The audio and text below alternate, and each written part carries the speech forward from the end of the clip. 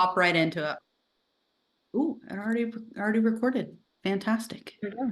Hello, everyone. Nicole Anderson here again with Create Her Own TV, and today I'm talking to Bree, and we're going to have a very juicy conversation. I feel like it's going to be juicy. But Yeah. today we're going to talk about religious trauma, which is terrifying to think about. But I just want you really quick to just tell us about yourself really quickly, just a little general, hi, this is me and etc. And then tell us what religion you grew up in, I guess. Yeah. So my general overviews, I'm Bree. I'm a homesteading mom of four. We live in Nova Scotia, Canada on the coast. We have some pigs and chickens, so that's really kind of like my about me, I guess. We all need to do homesteading, I feel like, right now. Right. We were just talking about that this morning.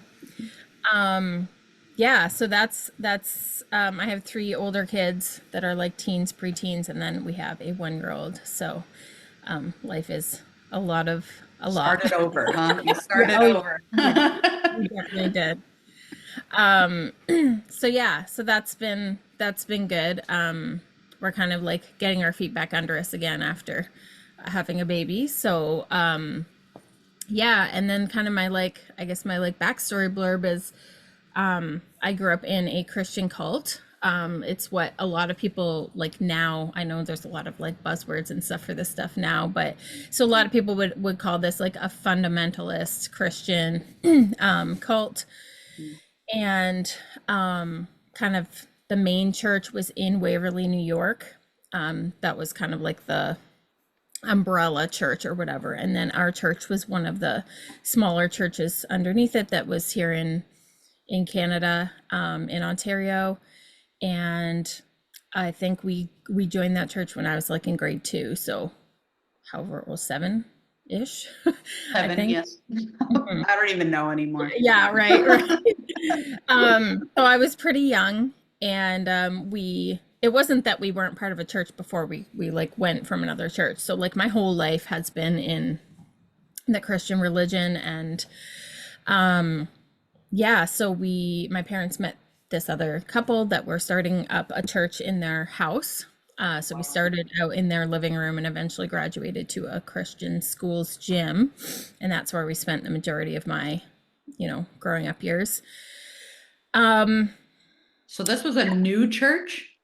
Like a at the time, brand new. it was Wow. fairly new. Yeah, Wow. there was a few other families, um, and it grew a little bit over the years, but not like a lot, which you can understand when like there's a lot of extremes going on. So that kind of stuff definitely is like some normal person coming off the street is going to be like, what is going on here? Yeah. Yeah. To an outsider, you're like, Yeah. what? What do you do? Yeah. Yeah. Yeah. And it was weird growing up in that, right? Because it was normal to us. Like everything that happened was normal. We were homeschooled a lot of our growing up years. And so we were very like much cut off from like what was normal for other people. So it wasn't until we were quite a bit older that we started realizing how different other people's lives were, how different, like even like things like dating when you're a teenager, etc. Like we didn't know that how we were experiencing life was weird. Yeah. Yeah. They make it so it feels normal and you don't question it because you're not seeing other kids and and I feel like a lot of these, you called it a cult, but a lot of these cults will homeschool their kids. So for that reason, probably. Yeah. Yeah, I mean, there was another family in our church who were like even more extreme than my family was, where like they weren't allowed to watch like fictional movies or read fictional books even. So it was, yeah, it was like even more closed off, right, from other ways of thinking or Yeah. being or living. Um and like obviously I was an avid reader when I was a kid, so I mean if I could get my hands on something, if I knew I wasn't supposed to. I was like hiding that stuff and, Yeah. and reading How it in sad the is wee that to hours. hide a book? Like Yeah. Yeah. that's insane. And you probably again thought it was normal. Like, well, I'm just gonna. It's just one of those things. It's like hiding a cigarette as a teenager, but it's like hiding a book. Right. Right. Yeah. It's so weird. Obviously now it's weird to like, wow, that was that was a vibe.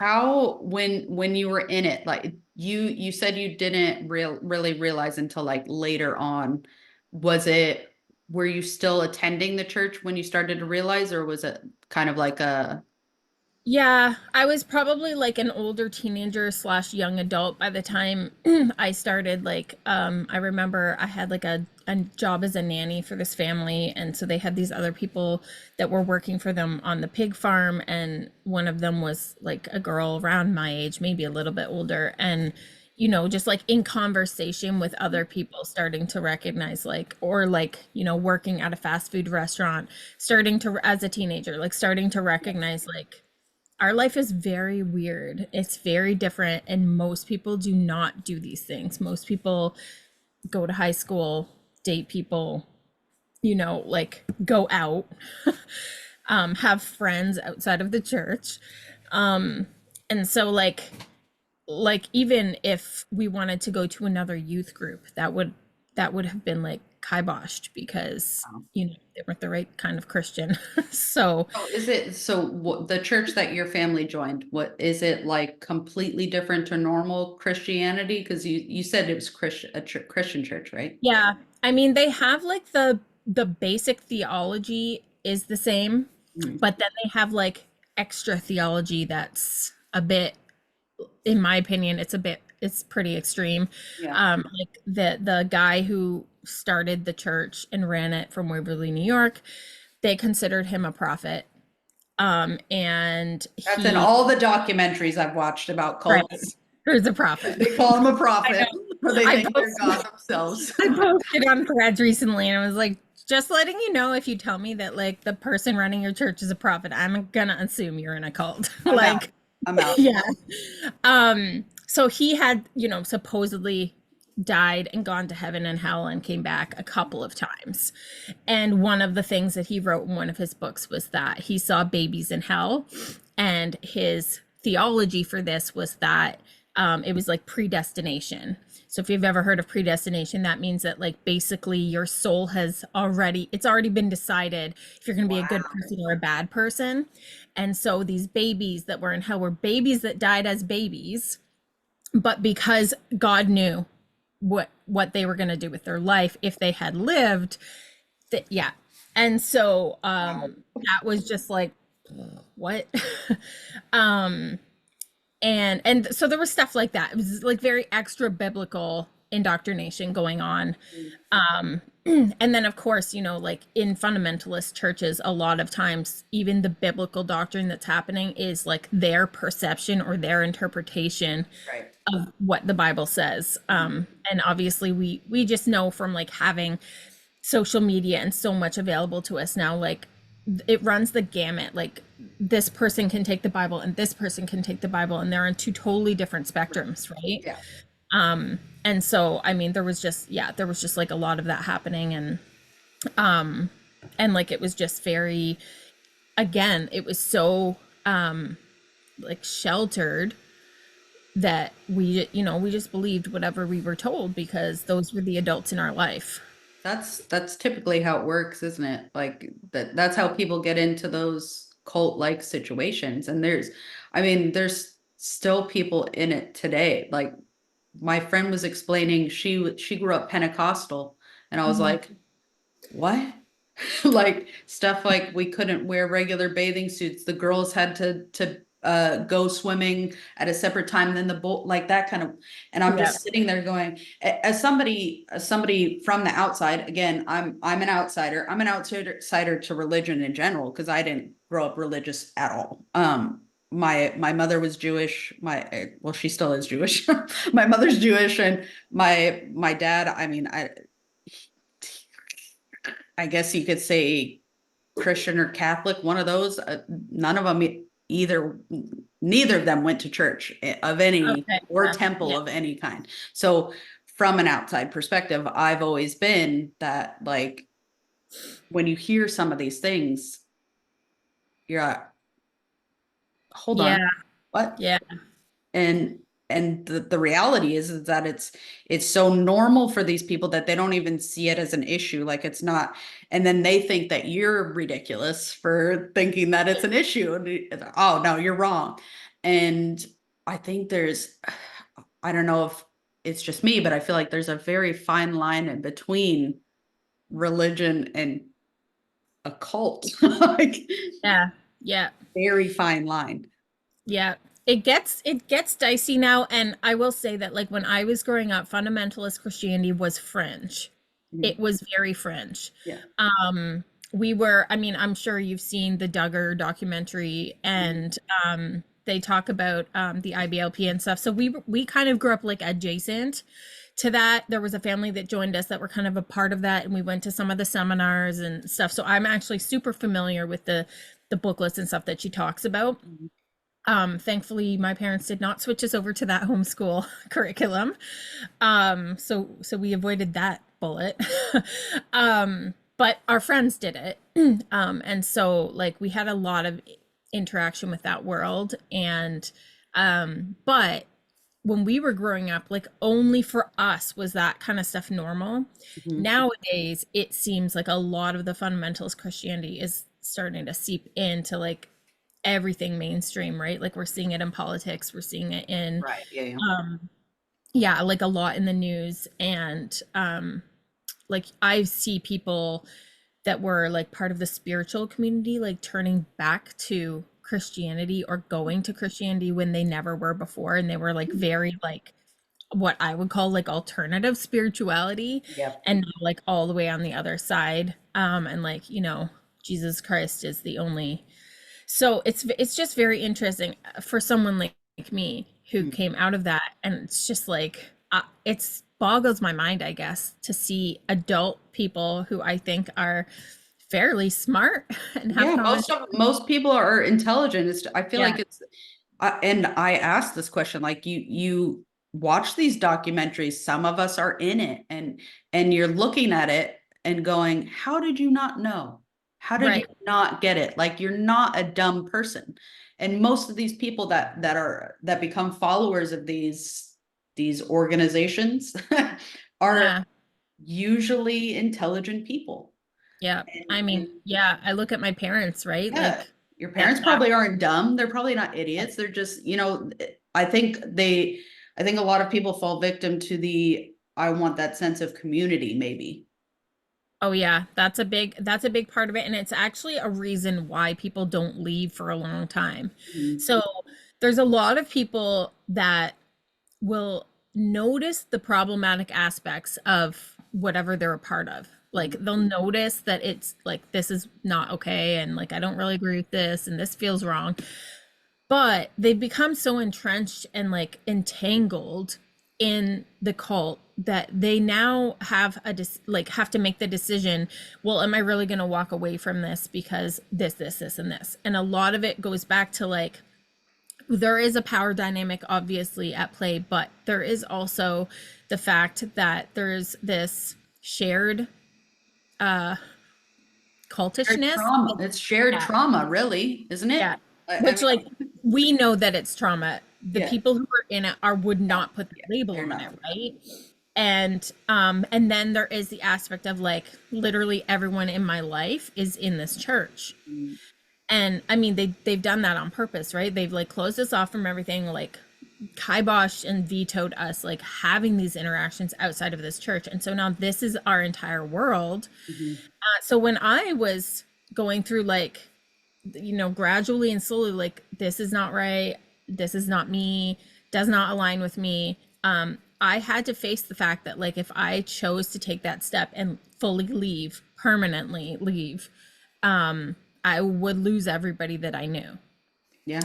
that I had grown up with, childhood friends, mentors, people that were like sort of like parents or aunts and uncles to me inside that church. So, That's That's rough. a big reason why it's so difficult to leave and why it's difficult to stay out after, Hmm. because you are alone. You're now alone, you're isolated. Everybody has stopped talking to you. Everybody stopped having anything to do with you, including your like family of origin if they are also a part of the organization. Yeah. And you have to figure out how to do life. And especially as someone like if you grew up in it, you were a kid and you're like very young and you've left, you also are not prepared for how to do life as a normal person Yeah, outside of the organization. that's And so true. there's all these layers that, contribute to, can you leave? Do you leave? Do you stay out? How do you do life outside of this organization afterwards? It's like being in an abusive relationship. 100%. I have And that's gone. the thing, like, I feel like a lot of people, again, from the outside of an abusive relationship are like, why don't you just leave? But they don't think about these little things like you're on your own, your family's not going to talk to you any like it it's it's that isolation. It's like an isolation community.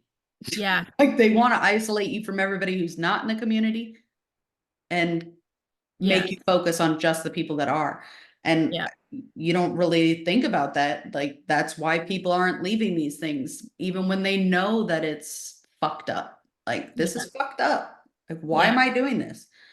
So you said you were like a young adult. That like what did you do when you started to realize this is not right?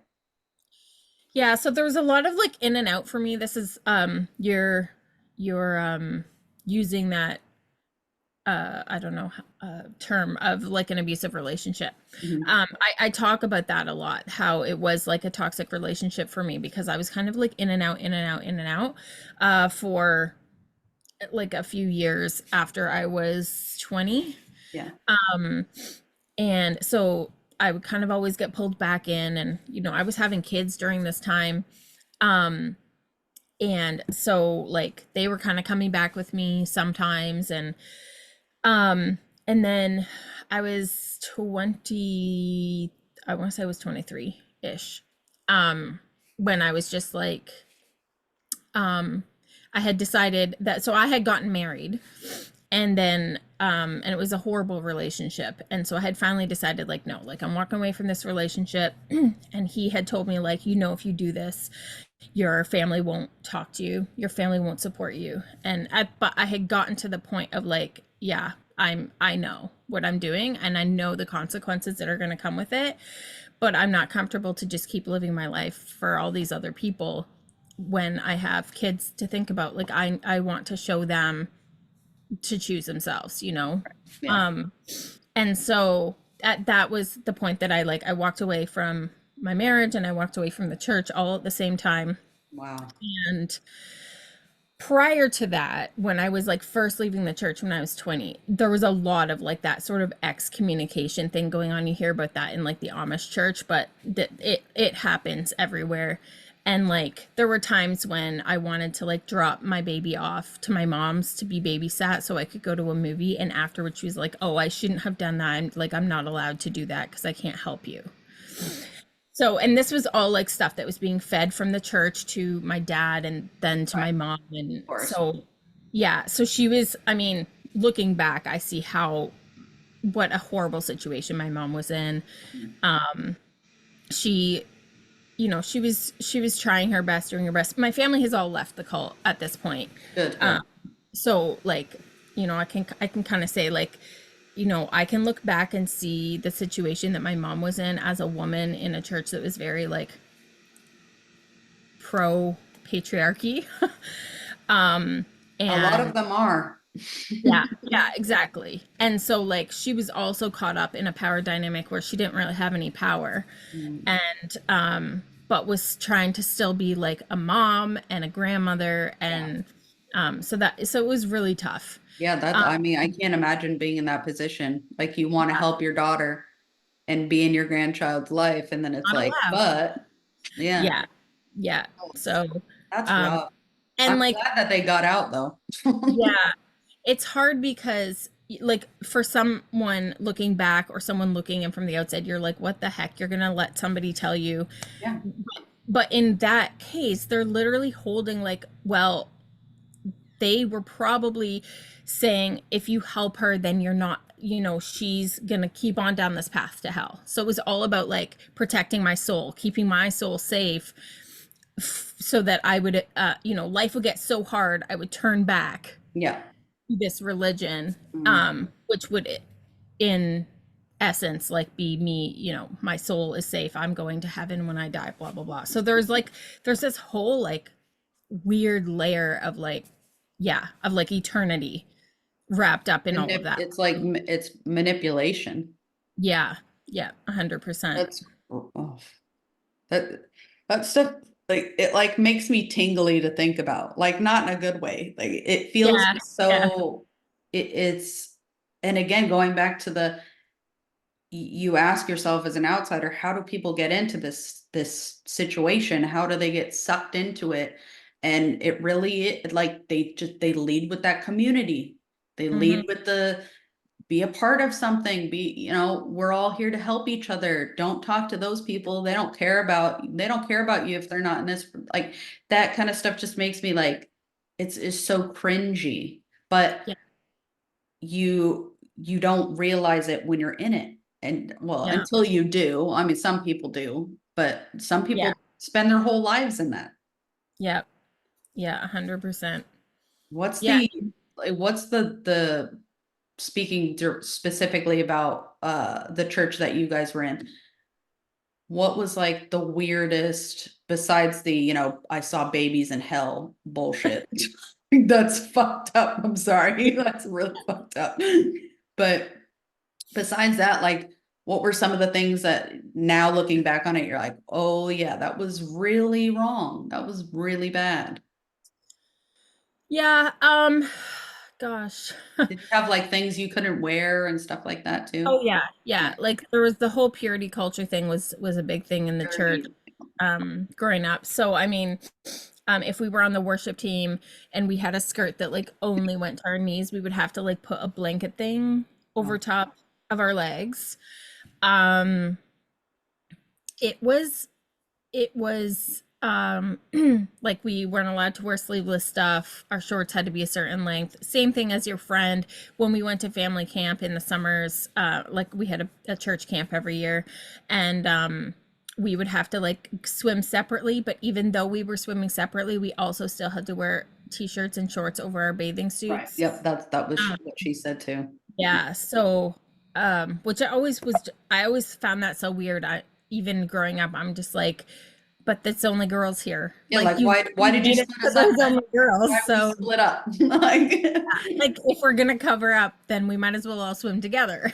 Like so yeah, it was like stuff like that and talk about more so patriarchy, yeah, I know. I was trying to gonna say protect the more so boys. Like yeah. Yeah. we can't tempt the boys.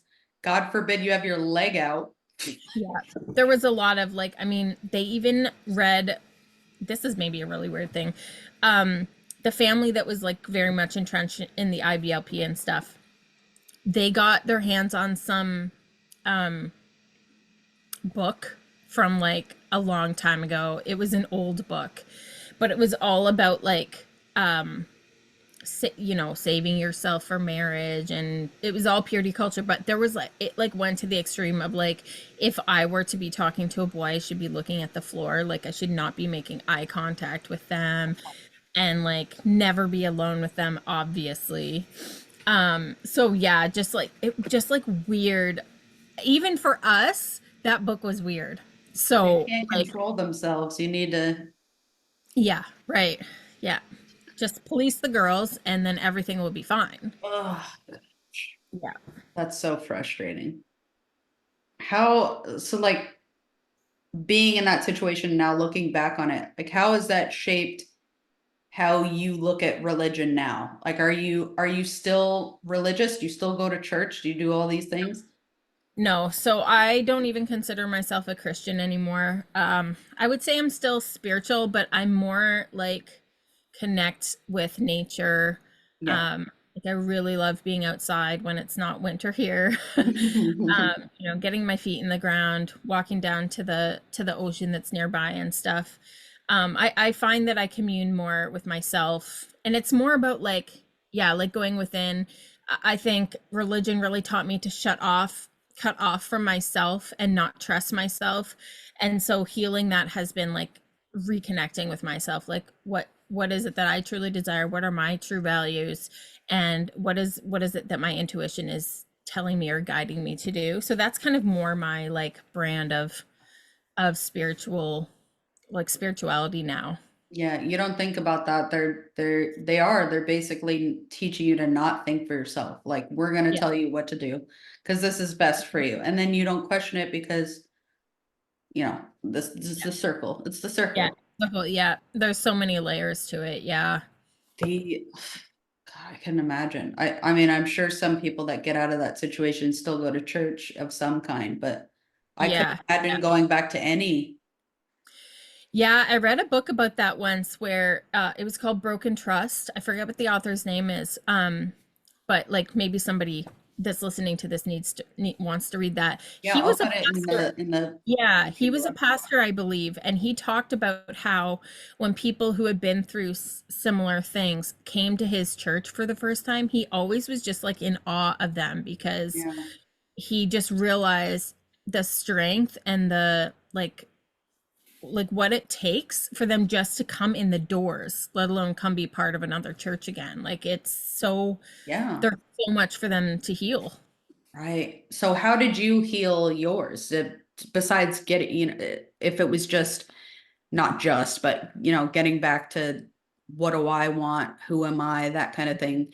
Did you go through therapy? Did you see a coach? Like, what do you suggest that people that are going through any type of religious trauma now, Yeah. how do you heal yourself? I mean, I've probably pretty much done everything you just mentioned. Yeah. One of the things that was actually essential for me to heal my religious trauma was I went back to church after I had been out for a while. Not that church, obviously. I went to another church. And it was through like being a part of that church and like having interactions with like healthy, normal Christians. The pastor, especially like I became close with the pastor and someone else from the church that I'm still friends with. And it was just like recognizing that like not everyone is this toxic spiritual leader. That they are very welcoming and inclusive, that they don't judge. Yeah. So there are churches like that out there, and like through that and then kind of through the pandemic was when I started to like realize like, oh, I'm not really aligned with Christianity in general, but I can recognize that there are people that are doing Christianity right in a way that I didn't experience growing up. And so it was actually important for me to like go through that piece in order to recognize where my deconstruction was really heading. And then yeah, I've done therapy a few different times, and definitely done lots of coaching. And I just find like sometimes the integration of multiple modalities can be really helpful to work through that stuff and come through the other side. And Yeah. I don't think I'll ever be done. I think I'm constantly like healing things at a deeper level, and that's why I find like coaching, therapy, those things can be really helpful to continue getting back to when needed.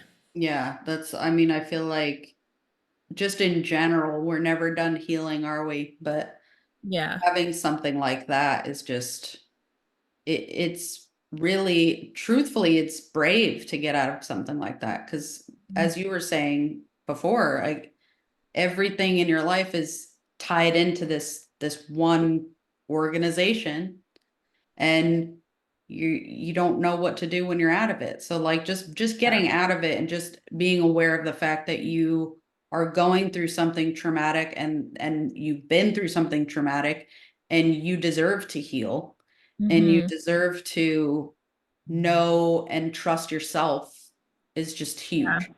Yeah. Yeah. And I really appreciate you having this conversation with me. I think it's one of those things that people that haven't been through it don't really understand it. So, and then the people that do usually I'm guessing feel alone when they're trying to separate themselves from it, the isolation and all of that stuff. So having this conversations was really important to me when you posted, hey, how about this? I was like, yes, yes, let's talk. Yeah. Is there any way, I mean, I know you said you're homesteading. Do you have like an Instagram that people can follow or I anything I can link? I'd love to allow people to connect with you. Yeah, and I can send you the links just Perfect. in case you don't get them. But I'm Soulfully Bree on TikTok and Instagram, so either of those places is a good source of content and connection. Perfect. And I will link those below. Thank you again so much for having this conversation. I'm glad you're on the path that you want to be on, and this was great. This was Thank you, really good. Nicole. Yeah, thanks for holding space and having this conversation with me. Thank you.